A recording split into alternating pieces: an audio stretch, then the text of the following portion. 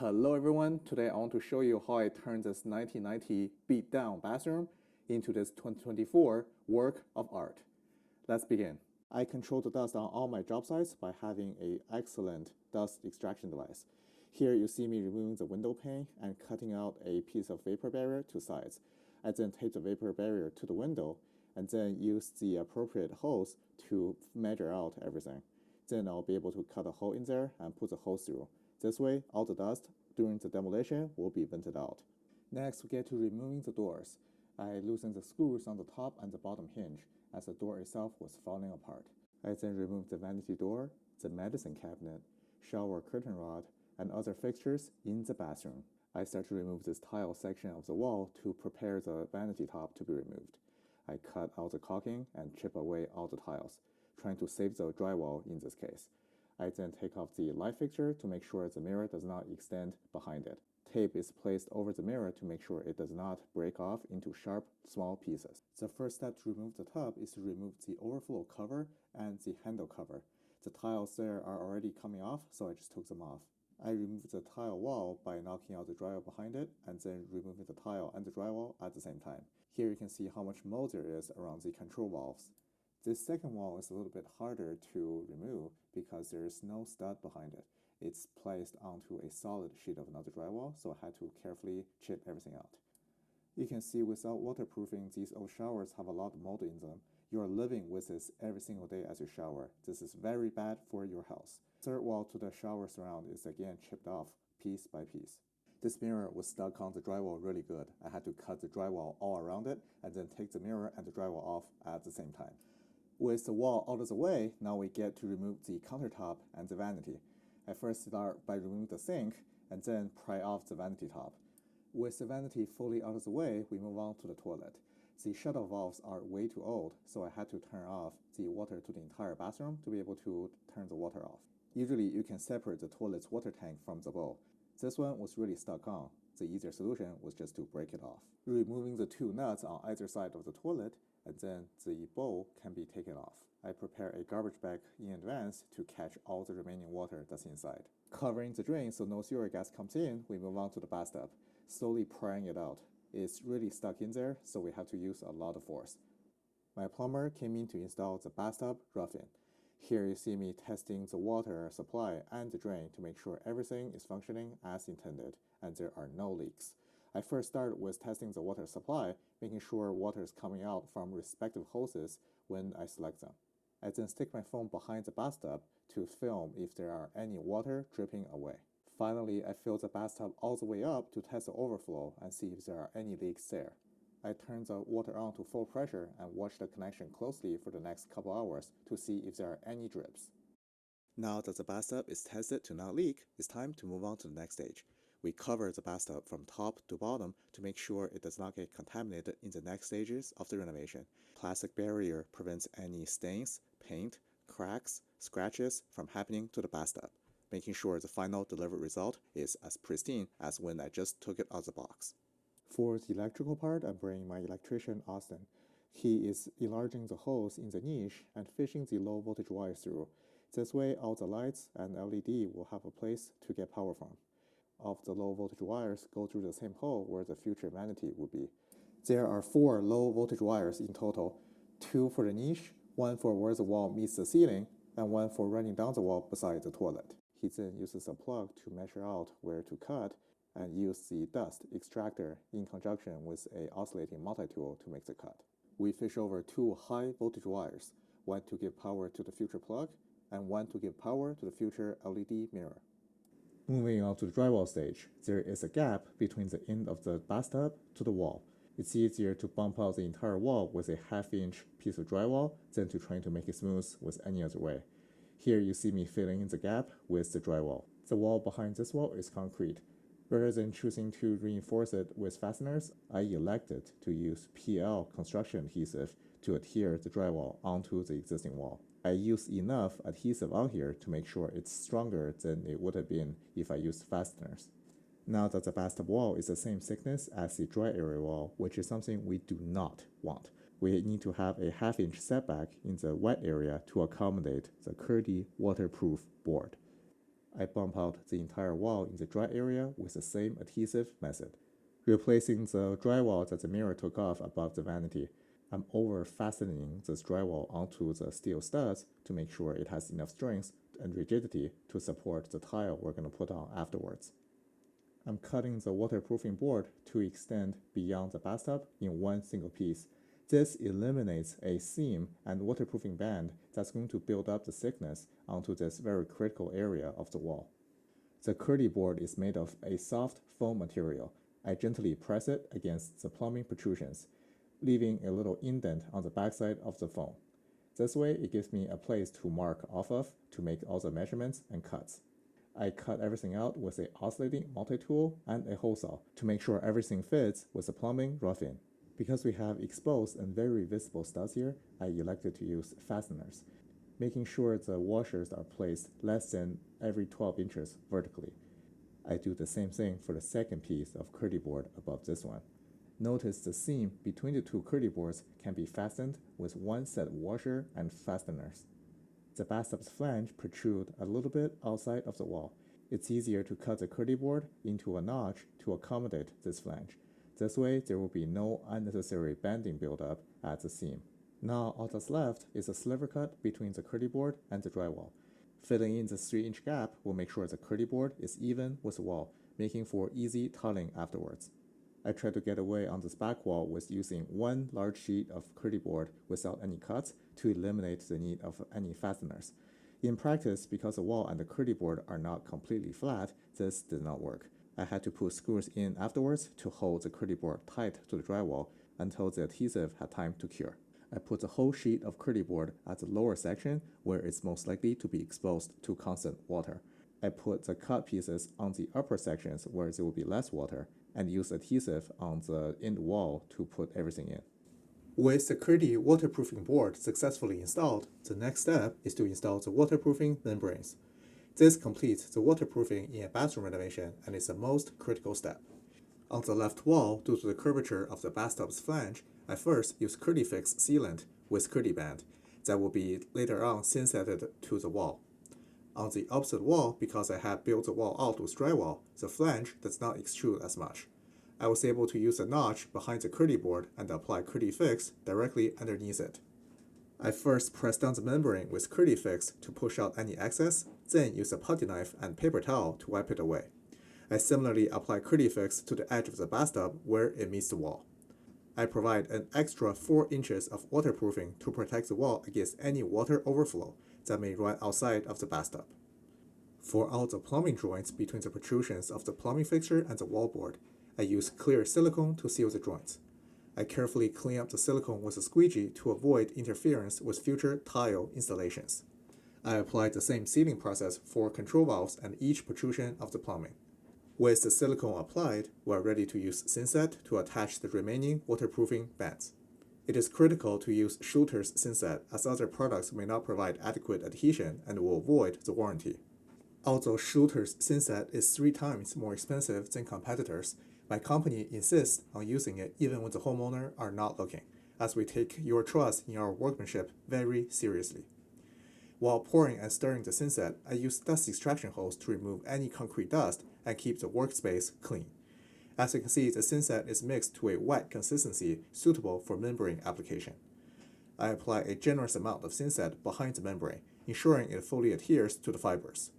I press the membrane firmly with a putty knife to embed it into the Thinset, ensuring strong adhesion.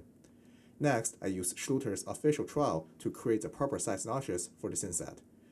It is important to ensure the curdy band covers at least 2 inches over any seams or protrusions for a complete waterproof seal. I use a putty knife to squeeze out excess Thinset from behind the membrane, while simultaneously flattening the ridges for an even application.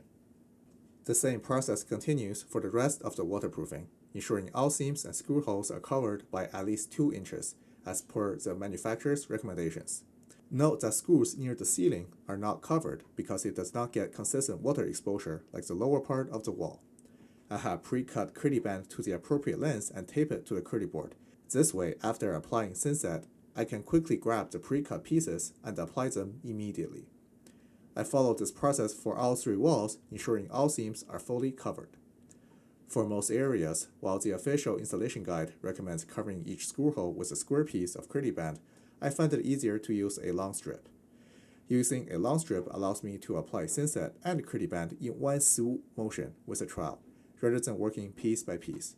In this video, I demonstrate both methods, the long strip and the individual square pieces, so you can see the difference. For edges where the walls meet, I pre-cut the acrylic band to the correct length and fold it against the stool to create a clean crease.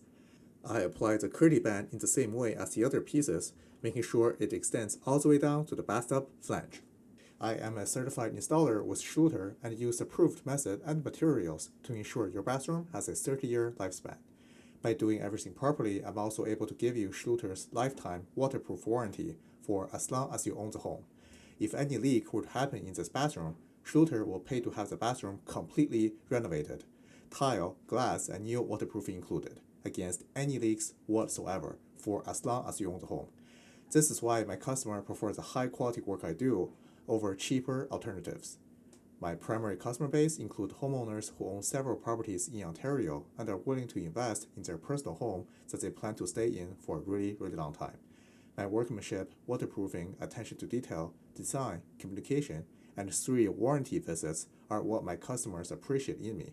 If these matter to you too during your renovation and you're located in the Greater Toronto area, feel free to fill out my contact form on my website at Handysolutions.ca and get started with your renovation.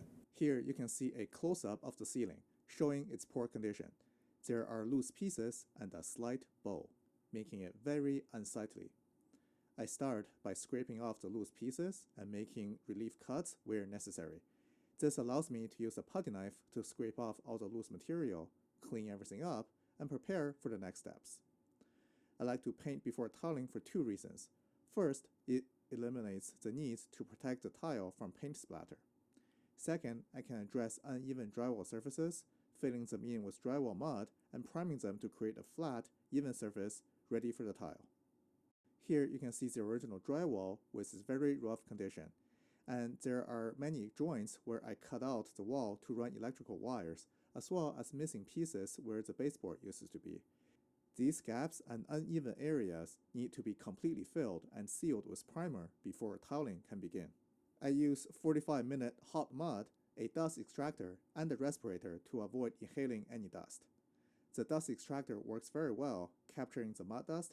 I mix the mud to an even consistency for a base coat, which will be hidden behind the tiles, so this mixture does not need to be perfect.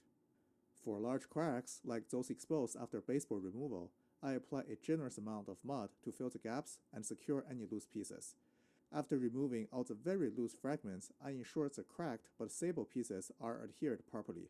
I also smooth out excess mud from the flat portions of the wall. To finish the ceiling, I apply a generous amount of mud along the perimeter. I use a large putty knife to reference off of the flat section of the ceiling to generate a flat and right-angled ceiling. This process takes many coats. I sand in between coats, making sure everything is nice and dry before I apply a second and third coat. Next, I measure the height and width of the wall to determine the tile layout. I also measure the height of the bathtub, ceiling, and overall bathroom width to ensure tiles are evenly aligned for a clean, professional finish. After I label the tile layout on the wall, the ceiling is now completely dry. I sand with a dust extractor and now apply a second coat. While I'm applying the second coat of mud, I'm using a headlamp to illuminate the ceiling from a sideways angle. This really reveals any imperfections there are in the ceiling, so I can fill them in with mud. To get a good look, it's important that the niche lines up perfectly with a top of a tile. To achieve this, I need to modify the niche's rough opening. With a oscillating multi-tool, I first cut out all the drywall, remove the screws that's holding the bottom plate of the niche in place, and then use a snip to trim away the stud. I'm then able to relocate the bottom plate into a new lower position, screwing everything in. Tile is a material that does not like to expand and contract with temperature changes, whereas metal really does want to do that. In order to protect the tile from cracking in the future, I apply a sheet of drywall over the metal studs to make sure the tile have a very stable surface to adhere to. With the drywall work done, I'm ready to prime and paint. I begin by cutting in the edges and priming all walls and the ceiling. I use Benjamin Moore's Professional Primer, which has excellent adhesion and stain blocking properties. Since tiling hasn't started yet, I don't have to worry about precision along the edges. I ensure all the new and existing drywall is primed. For larger surfaces, I use a half-inch microfiber roller. Even with one coat, the primer effectively hides the Sharpie marks, which are notoriously difficult to cover. While I'm tiling over the wall, the primer's performance demonstrates its high quality. Between each coat of primer and paint, I lightly sand the surface to remove imperfections. The primer not only seals the ceiling, it would also reveal any imperfection in the ceiling. Here I'm using a flashlight shined sideways to reveal any imperfections so I can sand them, fill them in with mud, and reprime. After the priming step is done for the walls and the ceiling get 2 more coats of ceiling paint. The walls do not get any paint because they will be tiled after. The door frame will be reused in the new bathroom. I give it 2 coats of paint to make sure it looks nice and even. 99% of the contractors do this wrong. How to tile so it never falls off. To start, we need to figure out how to lay out the tile. This means we're trying to eliminate any sliver cuts, which is a very narrow cut of tile at any edge or any of the walls. This is done by laying out the tile with measurements. In the painting video, I already measured out the wall's length and height. I also measured out how high the bathtub would be. Here you see me laying out the tile with a storage stick. A storage stick is a piece of lumber where I marked out all the measurements on there. You can see the Sharpie marks on the stick. With the stick as a reference, I can easily see where the wall's height and length end up. This way I don't have to keep pulling out the tape measure and measure repeatedly. I lay out all the tile on the floor in both a long edge stack pattern and a short edge stack pattern. This allows me to very easily see which way works the best. The tile we're using in this project is 1 feet by 2 feet long. This size of tile can easily be stacked horizontally. Sometimes when we go to a bigger tile, like a 2 foot by 4 foot tile, it's easier to go vertical. This would all depend on the height of the shower and the overall room. Sometimes to avoid a sliver cut, we incorporate a mosaic in the middle to give it some extra height, or we lay the tile horizontally or vertically just to avoid all the slivers. Alright guys, here's how we do the layout for the tile in the bathroom. We plan everything out, make sure all that's spaced evenly. The space on this tile, laying this way, doesn't really matter because we have plenty of room, but the tiles going that way, it does. So we did try to space it out, correctly. All right, so take it from the left. The row on the bottom will be for the wall going up. Okay, so this is the floor, that's the ceiling. So first of all, we have, this is the tub. So you can see the tub kind of ends, with a little bit of space left. That's around about 3.5 inches. So that's not too shabby. If the tub was, somewhere over here, then I'll maybe move the starting point to maybe half a tile, right? So then imagine, that way we can start on a full tile here. But in this case, we're just all starting from the beginning, all right? So on the top we have a little bit. And then over here, 82 is supposed to be 82.5. This is where the ceiling is. But I'm gonna have a light strip, LED track, that's going to be 1 inch. So that means the last piece of tile will end somewhere over here. So as you can see, that's fine. I have a pretty big size of tile left. All right, so that's that. Now, this is the bathroom going left to right. Okay, so as you can see, that's the very beginning on the shower wall, and this side is the door side. And for that, we have 83.5. Okay, so as you can see, that ends on like slightly over a half piece of tile. So that's also looking pretty good. After the calculations are done, in this bathroom for the height of the wall, we can start with a full tile. This doesn't mean you start with just a full tile directly on the floor, as the floor are existing and could be uneven. I use a level on all 3 sides of the wall to figure out which side is the lowest. I was able to determine the side closest to the bathtub's plumbing fixture is the lowest point. This means we want to start the full tile right here, with our first course. We will use a laser level to establish the top of this first piece of tile. This tile will be a full tile. But because the floor is actually higher on all the other sides, we need to cut the bottom side of the tile where it meets the floor. Doing it this way allows us to have a very level and even first row of tile to build subsequent tile layers on top of. If you get this part wrong or a little bit off of level, then all the subsequent tile will be more off level, which will create a big mess and very uneven tile edges when you get to eye level height. The primer did an excellent job of covering up the Sharpie marks. Here I'm reusing the level and the Sharpie to re-establish the Sharpie lines on the white primed wall. This will make it easier to see when I'm tiling and have the thin set already on the wall. It's a good idea to start tiling on this wall anyway, since we have a lot of intricate cuts that we're trying to make. It's easier to make all the cut on the tile before we mix up the thin set to apply the tile on, as once you add water to the thin set, it starts to set up regardless of whether you put it on the wall or not. By cutting out the tile and all the intricate cut that we can do first, we eliminate a lot of the dry time that the thin set will have to go through, extending its shelf life and making our tiling job way easier. A couple cut and dry fits later, I have the L-shaped tile that I need to go up above this first row of tile. Notice here that the flange of the bathtub extends out a little bit, meaning I need to cut the backside of the tile off to accommodate for this extra contour. When you're tiling, you always want to tile on a perfectly flat and plumb surface. In this case, because the bathtub only protrudes a little bit, it's a lot of lost space and extra work to bump out the entire wall out. Therefore, you see me just making a cut on the backside of the tile, making sure the tile can accommodate this extra protrusion from the bathtub flange. Another step I want to do before I mix up the thin set is to apply the LED light strip tracks directly to the top of the walls. I designed the LED strip in this bathroom to give extra warmth to the room, as we do not have a central light above head. We're using a combination of LED light strips and the LED mirror to illuminate the bathroom. You might have seen elsewhere that people like to use the LED tracks directly on the ceiling so the lights are shining down.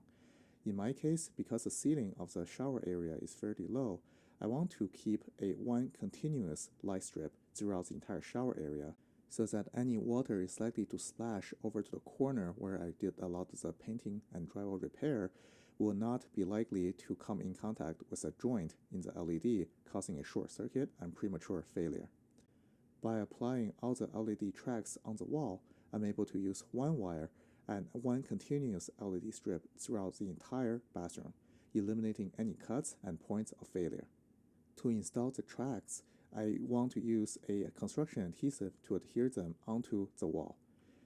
In reality, because the tracks are not perfectly flat and the walls are not perfectly flat, I chose to drill a couple holes through the track first, so that I can apply the adhesive and then screw them in. The screw will be there to hold the track in place until the adhesive dries.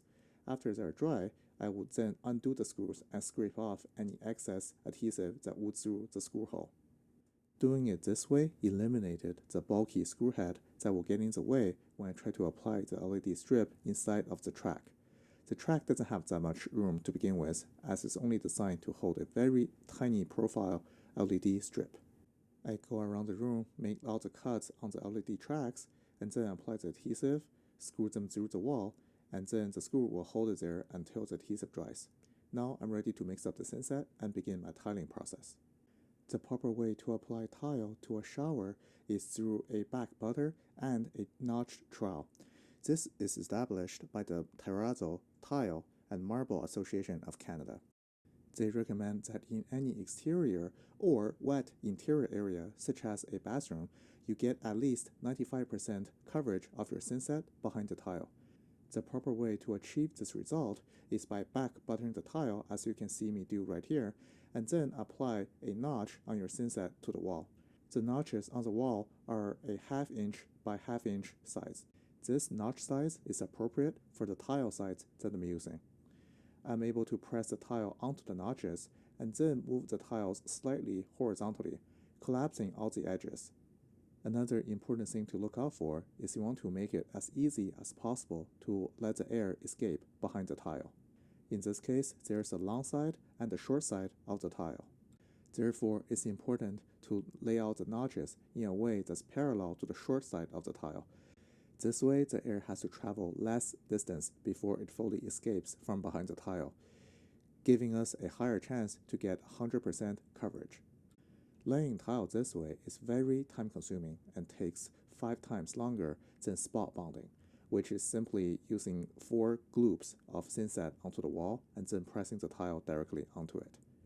Spot bonding introduces a lot of air behind the tile, where there's points of failure and points where water can get in and sit behind.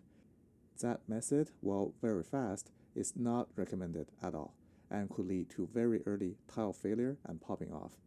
You definitely do not want sharp tiles popping off of your wall. Therefore, I always lay the tile this way to make sure they are 100% covered and stays on there. To give you some perspective, if I were using spot bonding to lay out the tile, this whole bathroom can be done in just 1 day. But because I'm using a notched and back butter method, and had to clean out all the thinset between all the tile edges between each application, this bathroom took me 2 days to do. You are looking at literally 2 to 3 times the amount of labor and thinset material used to lay tiles the proper way. The same back butter and notched method is used to apply tiles in this entire bathroom on all 3 walls. With the tile work done on 3 sides of the wall, I move on to add an accent piece to the wall behind the toilet. This is done with a PVC material that's made to look like natural wood. I use this material so that the bathroom will not feel so sterile and stony without the tile surfaces. While the material is PVC, which makes it long-lasting and will stand up to the moisture in the bathroom, it is also made to look like natural wood to give the whole space a little bit of warmth. This PVC wood slat will need to be cut to accommodate the water supply to the toilet. I use a off-cut piece as a template to measure out everything. This way I can have a low-risk and very precise cut on my finished piece. I use 1 whole piece of the PVC wood panel to lay out the distance, and then I can measure out the piece where I need to cut. Fortunately, I got this pretty close on the first try. I then make the final cuts on both sides of the PVC and then apply a generous amount of construction adhesive and apply them to the wall. There is no fastener that's needed because the wood panel is very thin and flexible. I was able to make it contour to the shape of the wall, and the sufficient amount of construction adhesive behind it is enough to hold it in place. I already measured out where the toilet's water tank will end up, and then I use the LED track light to add some accent to the PVC wood panel at the location where it will not be covered by the toilet's water tank. I use shims to level up the PVC wood panels so that they are tight against the LED light strip track on the top of the walls. Since this will be another piece of LED strip, I make another hole on top of the wood panel to allow the power supply to come through. I then use construction adhesive to once again adhere another piece of LED track to this portion of the slat. I waited 24 hours for the construction adhesive behind the wood slat and the extra piece of LED track to cure. Now I'm ready to apply tile on the remaining sections of the wall. Previously, there were no shut-off valves behind the vanity. I gave the clients this upgrade so that they have more control over their faucet in the future. I also give them a new shut-off for the toilet. Because the roughing and the shut-off valves are already in place and the ischions that covers the hole are already there, I elected to not tile fully on the utility protrusions, instead tiling around it. This section will be covered by the vanity anyway and will not be visible in the finished space. While not necessary, I apply a scrap piece of tile on the edges where the 2 walls meet. This piece of tile acts as a wedge and support for the subsequent pieces of tile I'll be applying later on. It also gives the vanity, which is always square and straight, a uniform straight line to stick to. This way, if there's any connection needed from the vanity to the wall, it can go straight to a solid and even surface. applying the tile profile to the wall where the tiles will meet on an open outside corner. The proper way to apply tile profile is to apply thinset to the wall first, pressing the tile profile into the thinset, and then filling in the space in the profile with extra thinset. It's way easier to apply the tile first and then apply the tile strip afterwards, as in that case, you can bend the profile slightly to conform to the tile, versus having to make very accurate cuts on each single piece of the tile to conform to the tile profile that's already cemented in place. This is another differentiating factor that separates my work with cheaper alternatives, as I take the extra time it takes to do things properly to make sure your tile profile is fully supported and bonded to the tile's thinset.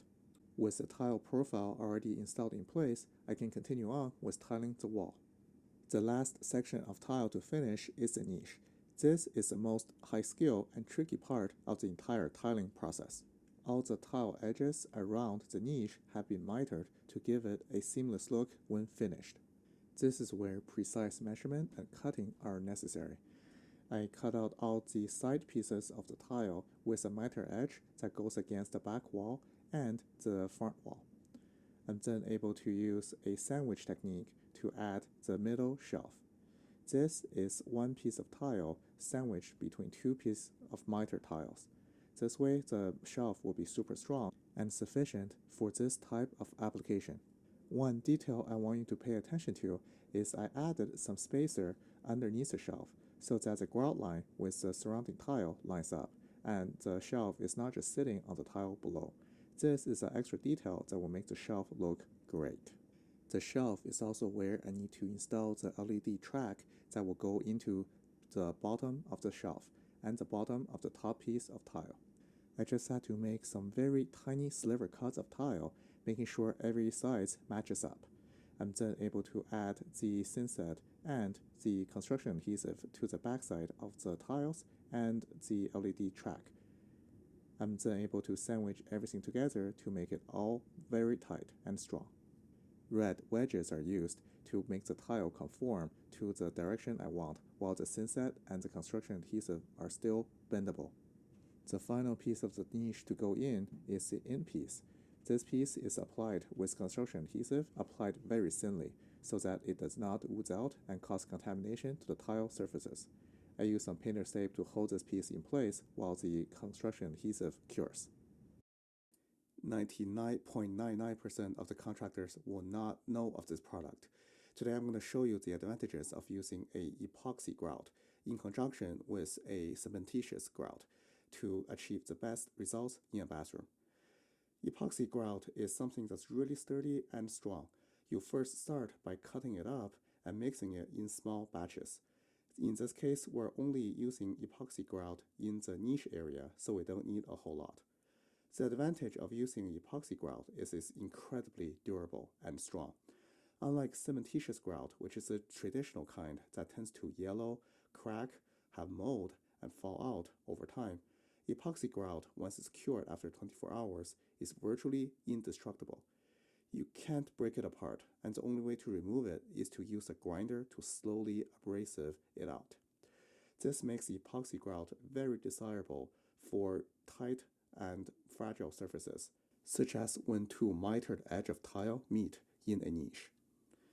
Whenever there is an outside corner where two tiles meet, I always use epoxy grout to ensure the edge is long-lasting and can stand up to wear. The upside of an epoxy grout is its stain resistance. The downside is it costs a lot more in material and in labor. Unlike a traditional cementitious grout that can be applied and cleaned up in relatively a long term, once a epoxy grout is dried and cured and not cleaned up properly, it's virtually impossible to get off. This is why it takes a lot more effort to apply and clean up the grout, making it more expensive, and actually the most expensive grout there is. Here I'm only applying the epoxy grout in the niche area where it's absolutely necessary. You see, I applied the epoxy a little bit beyond just a niche to give it overall structural rigidity. The rest of the bathroom will be grouted with traditional cementitious grout to save on cost. The epoxy sets itself as I'm applying it. I give it around 20 minutes and then scrape off all the excess. Then I'm able to use the cleaning solution that's recommended by the manufacturer to start wiping the haze. This haze is very important to get off right before the epoxy hardens completely. So right after the epoxy takes somewhat of a shape and is not super runny, we start to clean it off. I use a grinding sponge soaked in the epoxy cleaning solution to thoroughly go over all the surfaces. I rinse the sponge frequently in the solution and change out the solution quickly and frequently. Sometimes the sponge gets too gunked up and then I get a new sponge.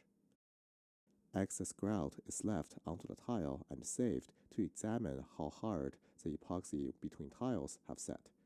Now that we know the epoxy in a big blob have set decently well, we know the smaller chunks in the wall have set even more. This allows us to start the grinding process. I use a polishing stone as well as sanding paper and in conjunction with the dust extraction device to suck out all the dust and start to clean up all the edges. I'm looking to have a nice round over so that the epoxy is not sharp and causes a potential injury later on during use. For the rest of the bathroom, we're using the cementitious grout, Mapei Curacolor S, that's sanded. The sanded grout matches the sanded texture of the tile really well. Sometimes if we're using a high glaze tile on the wall, we will choose to go with a unsanded grout. In this case, it's better to go with whatever texture that the tile is closest matched to. Using a hard rubber grout float, I apply an excess amount of grout into all the crevices. During this process, it's important to push a lot more grout than you need in between the tiles, as sometimes we do have a little bit of empty space below the tile. Having excess grout forced in between the tile will help it fill all the void underneath the tile and make the tile really strong. This is less of a problem on the wall that you see here, but it's a good idea to get into the good habit of applying full grout into the tile so that whenever you are doing a wall or a floor, you know that the joint and your work is as strong as it could ever be. Because we do have a lot of grout surfaces to work with, and the grout, once you mix with water, starts to set up, I do have to move quickly here. I'm not as concerned with the excess grout onto the surface of the tile. As I mentioned before, cementitious grout haze can be cleaned up well after it's been applied, usually up to 12 hours. You are supposed to wait between 30 to 60 minutes from when you apply the grout to when you start to wipe it off. In my situation, because the bathroom is so big, when I'm finished applying the grout to all of the surfaces, the beginning part of the tile is already ready to have the grout removed. To do this, I use a grouting sponge. This is a very porous sponge that takes a lot of water and a lot of grout. I carefully wipe away all the excess grout on top of the tile surface while paying attention to not remove too much grout from the joint. You want the grout joint to be as full as possible to create an even and seamless look. If you apply too much pressure in this process, you can easily remove way too much grout and cause a valley to show up in the grout lines. 20 hours later, when the grout is fully set, I move on to the caulking stage. I'm using a 100% sanded silicone product that's the same color as the grout. This way, we have the same colored grout, silicone, and epoxy, and a very similar grout to the tile, creating a seamless experience throughout the entire bathroom. I apply a generous speed wherever two surfaces meet.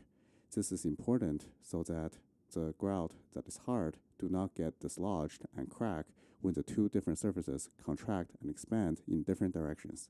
If you see any cracked edges between the walls in your bathroom, it's typically because the contractor used grout instead of silicone in its place. We use silicone because it's water resistant and the sanded texture matches the grout to give a very even and seamless look, while the softness of the silicone keeps it flexible and ready to take on any of the dimensional changes between different wall surfaces. The silicone is applied in a generous speed while the caulking gun forces it into the crack. I then use a spray bottle with soapy water and a squeegee to wipe off the excess. Finally, I'm using clear silicone to seal up all the gaps with the plumbing protrusion and the tile. Now I have 2 layers of silicone in between the waterproofing and the plumbing fixtures, and then the tile and the plumbing fixtures. This way I ensure all the surfaces are watertight and will never leak during regular use. The last step in the renovation is to put on all the fixtures and all the finishes. Here you see me starting with the plumbing fixture.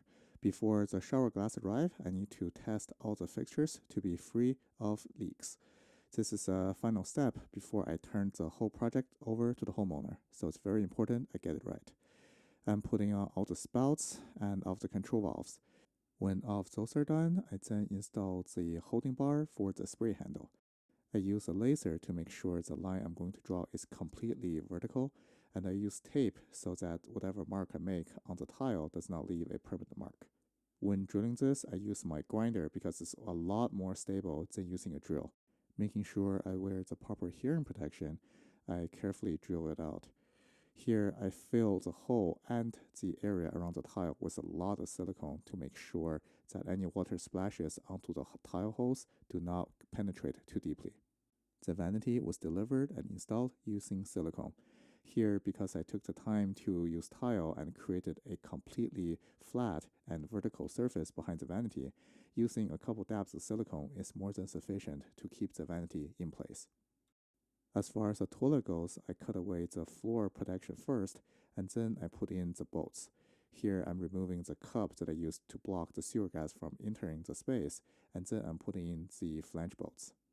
Moving the toilet over with a hand truck, I carefully line up everything. Here I'm using a laser level to once again make sure the toilet is completely level and perpendicular to the wall. The flange bolts on both sides of the toilet is tightened appropriately, and here you want to be careful not to over tighten as you can easily crack the ceramic in the toilet. My vanity subcontractors are here to install the countertop. We use some silicone to adhere the countertop to the vanity. The backsplash is also installed with silicone, and all the seams have received silicone to seal the water. My electrician is here to install all the finished wiring for the LED. He is making sure that all the light and light strips are in place. My custom glass subcontractor came over to install this 2/3 panel of fixed glass. This piece of glass will be here to block most of the water from splashing out. We elected to not get a movable door so that it's easier to get in and out of the bathtub. Not having a door also makes it easier to breathe when you are lying in the bathtub taking a bath. The last piece to go in is a new door. I carefully cut and painted to make sure it fits the opening and install a lock set. This is what the bathroom looked like before. We have chipped paint, rusted bars, and falling off tiles. And here's what it looks like after, when everything is nice and modern. We have a all-new Mitred-Tile Niche, LED light, and the LED mirror, really modernizing this bathroom from 1990 to 2024. If you're still watching the video, I assume you got some kind of value out of it. I would really appreciate it if you can leave a like, comment, and subscribe to my channel. Here is a detailed breakdown of every step of the cost. I list everything in chronological order from beginning to end, and then include 22 days for the labor for a total of $27,050 plus tax. Do note, because this project was done in a condo where we have to stick with a very strict 9 to 5 work hour, and we have a lot longer and difficult time getting materials up and waste down. So this project is higher by around 20% in labor. If you're in Greater Toronto and the surrounding area and you need some renovation work just like this done, feel free to reach out to me at Handysolutions.ca, where I walk you through the entire quoting process in one video.